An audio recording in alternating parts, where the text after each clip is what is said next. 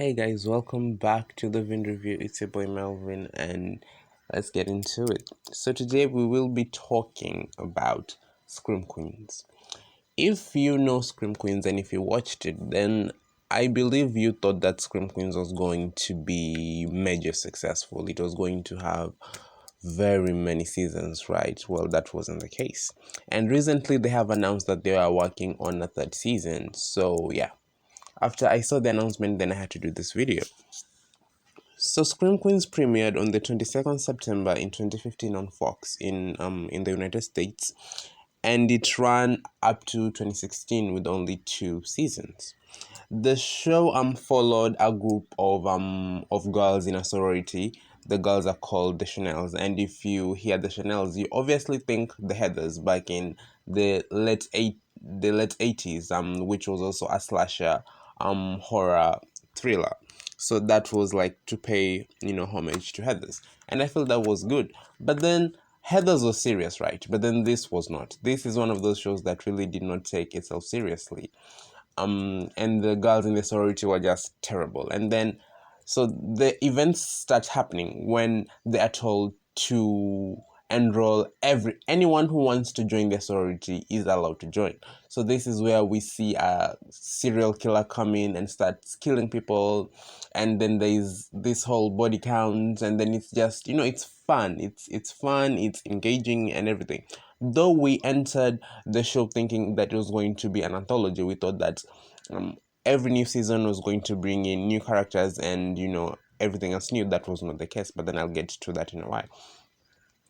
What we saw in this show was a lot of satire and sarcasm. They used that to to speak about major issues, not really diving into the major issues, which I felt that was nice. Nothing was ever taken seriously in this show, even the killings themselves, which I felt it was good. It was them stepping away from the very category that they were in, the slasher category, which I felt, what, kudos to that.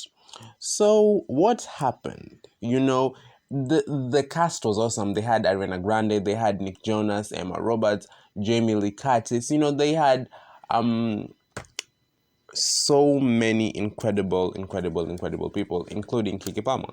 So with a cast like that, how do you fail? Okay, because after the second season, the series was announced to be going on an indefinite hiatus. So, it's just fancy for being cancelled, right? But then this show was amazing. The first season, that is, the first season was amazing. Though we expected there to be only one serial killer, there were multiple killers that were working together. I mean, that was a bit of a letdown, but yeah, it was nice. The storyline made sense. So, what happened to the show? Why did the show stop? So, one of the major things that went very wrong with the show, the writers got greedy, because these writers were known, they had created Glee that was very successful. They were still making American Horror Story, which was very successful. So what happened? Greed is what happened to the writers of this show. After they created the Chanels, and the Chanels became beloved, they were getting so much love on social media. People are dressing up as the Chanels for Halloween. They thought, what, the Chanels are too good to not bring back to this following season. Okay, so they did what? They decided to bring the Chanels back. And bringing the Chanels back, well, how were they going to bring them back? They had to bring back, so many other people from the last season reprised their role in the new season, changing a setting. That became one of the first undoings of the show. In the slasher category, we always expect there to be minimal survivors, right? Then they did tell us that only 4 characters are going to survive and go there and do their thing somewhere else. But that wasn't the case. More than 4 people made it out of the first season alive. And then we expect there to be a whole new storyline, whole new characters to explore. They take the same characters and they put them in a different setup, from the college to hospital. So now Dean Munch, played by Jamie Lee Curtis, buys a hospital, and now she wants to research and find incurable diseases. Okay, the writing there had already become ridiculous. But then we were like, we got into it. The body count in the second season did not make sense, because in the slasher category, we are expecting to have emotional connections with these characters, and then they are killed off. Call me a sadist if you want, but that is the beauty of horror, is that you connect with these individuals and then they are picked up one after another. But then in the second season, in the hospital, we have the Green Meanie killing people. Okay, they didn't even try. The Red Devil, the Green Meanie. I mean, come on, be serious. But yeah, okay. So the Green Meanie is killing people, and then the Green Meanie is killing innocent people, people who have come for treatment. Okay, why?